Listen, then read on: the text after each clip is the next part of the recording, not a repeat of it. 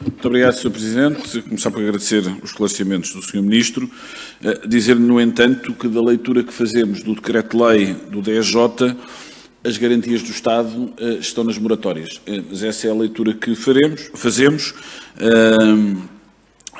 e, portanto, pode-se colocar aqui uma outra questão, que é os problemas que a própria banca vai ter com os potenciais incumprimentos que vão surgir, mas isso é outra questão. Depois dizer-lhe o seguinte, Sr. Ministro. O Sr. Ministro disse aqui na audição, em relação aos sócios gerentes, que a intenção do Governo foi primeiro preservar aquilo que era o valor da empresa, ou seja, esses empresários que são os detentores da empresa, ao estarem a fazer um apoio à empresa, de alguma forma indiretamente estarão a fazer um apoio a esse mesmo empresário. Também é bom ter noção que, se há uma destruição de valor destas empresas, é uma destruição de valor que não é provocada por uma boa ou por uma má gestão, mas por um fator externo. E diz o Sr. Ministro aqui que, de alguma forma, reconhece que há vários sócios gerentes que estão desprotegidos. A pergunta é, Sr. Ministro, percebemos a dificuldade, as explicações que aqui deu, mas o Governo tem que equacionar uma resposta, quer dizer, o dizer que reconhecemos que há aqui uma dificuldade até de enquadramento. Bem, tem que se trabalhar em encontrar esse enquadramento por forma a proteger uma parte, não direi todos, mas uma parte destes mesmos sócios gerentes. Percebemos a dificuldade que há aqui da parte do Governo, evidentemente, neste tripé do confinamento, transição, retoma, e, portanto, percebemos que não é de todo fácil. Agora, as perspectivas, e eu vou voltar a dois números que citei há bocado, as perspectivas para as empresas, de alguma forma, são, eu diria,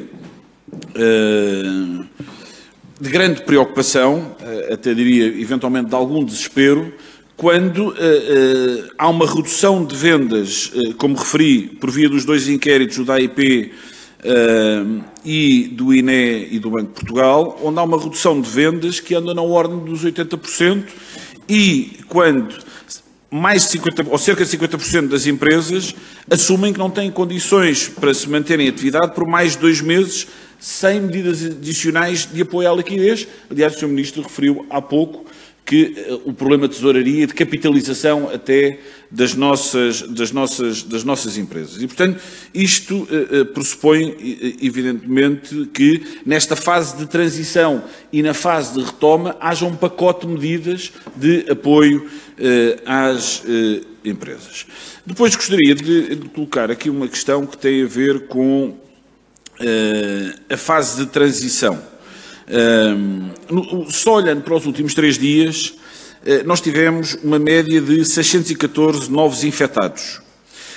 Ou seja, parou a tendência de descida e, portanto, infelizmente, não está a diminuir o ritmo do número dos infectados. Nós estamos a praticamente 10 dias, menos de 10 dias, daquilo que foi anunciado como o início deste período de transição em maio. Não existe aqui um risco grande de passarmos já a esta mesma fase de transição, tendo em conta que os números não estão a baixar ao ritmo que esperávamos? E perguntar-lhe também se esta retoma, eu pelo menos depreendi há bocado da intervenção do Sr. Ministro, que a reabertura da atividade será de setor em setor. Pergunto-lhe se não está a ser equacionado também por zona do país, porque o retrato da pandemia não é igual no país inteiro e, portanto, há regiões mais afetadas do que outras e, portanto, se a solução passará ou não por aí. Depois, Sr. Ministro, já para terminar, apenas só duas notas finais.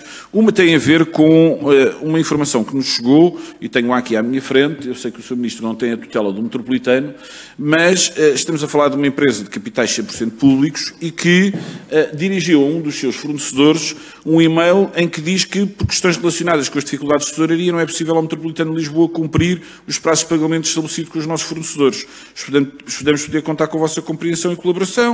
Voltaremos ao vosso contacto, ou seja, o Estado devia ser aqui o primeiro e, portanto, efetivamente, liquidar as faturas para com os fornecedores como forma de injetar liquidez e tesouraria nas empresas e, portanto, se tem havido alguma sensibilidade nos diferentes ministérios, nas diferentes empresas, para precisamente, vou terminar, Sr. Presidente, precisamente para ser o próprio Estado o primeiro a dar o exemplo. Só duas notas telegráficas, que era importante que houvesse uma uniformização dos processos no acesso às linhas de crédito, ou seja, cada banco pede elementos diferentes. E uma última nota é se deveria ou não haver uma estratificação por setor de atividade em termos daquilo que são os apoios. Muito obrigado. Sr. Deputado João Gonçalves Pereira, mais um esclarecimento. O decreto-lei que aprova a moratória bancária tem um capítulo específico sobre as garantias de Estado que estamos a dar naquelas linhas de crédito, porque nós só tínhamos linhas de crédito para o sistema mútuo e aquilo que fizemos nesse decreto-lei, aproveitando a embalagem de ter um decreto-lei sobre matéria financeira, foi dizer que o Estado podia dar garantias para apoiar a tesouraria e não apenas a investimento, e foi isso que aqui foi metido, e também dizer que as sociedades de garantia mútua podem dar garantias mesmo a quem não seja mutualista. E, portanto, é só por isso que está previsto nesse decreto-lei. Não há garantia nenhuma que o Estado esteja a dar aos bancos para garantia dos créditos que foram objeto de moratória. Já falei um pouco com a resposta aos sócios gerentes, aquilo que sucede noutros países de apoios diretos às empresas. Por razões de tempo não vou poder repetir isso. Falou da dificuldade no tripé, e eu acho bem que tínhamos já esta noção do tripé: confinamento, transição, retoma.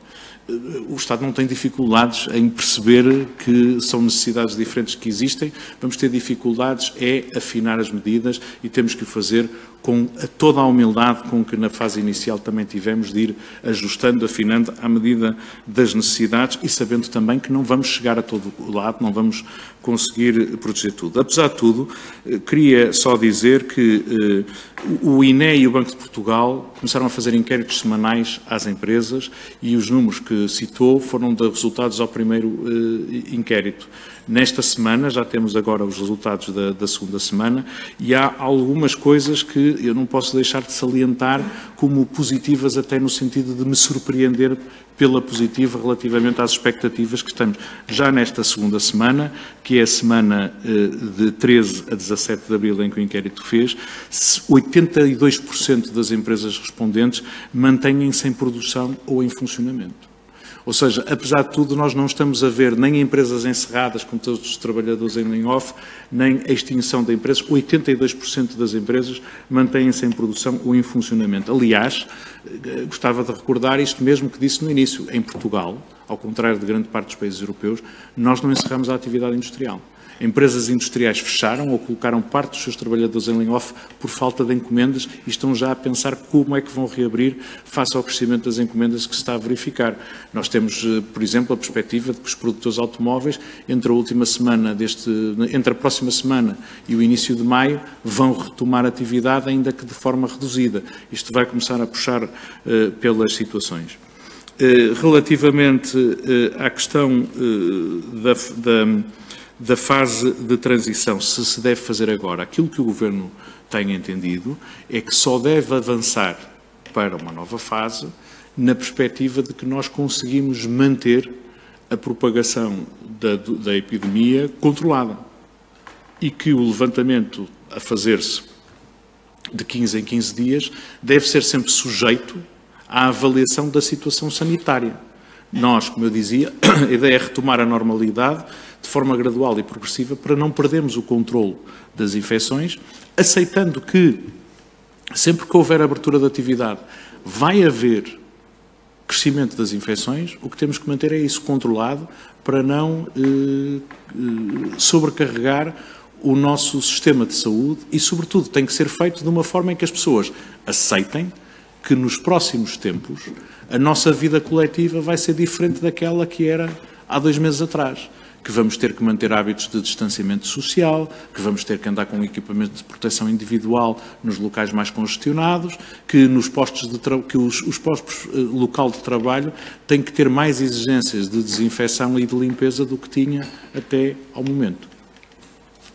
Não tenho informação sobre a situação do metropolitano, sobre a questão da uniformização do processo nas linhas de crédito. Cada banco tem o seu modo de trabalhar. O que nós temos é, depois, de facto, um processo único de prestação da garantia bancária.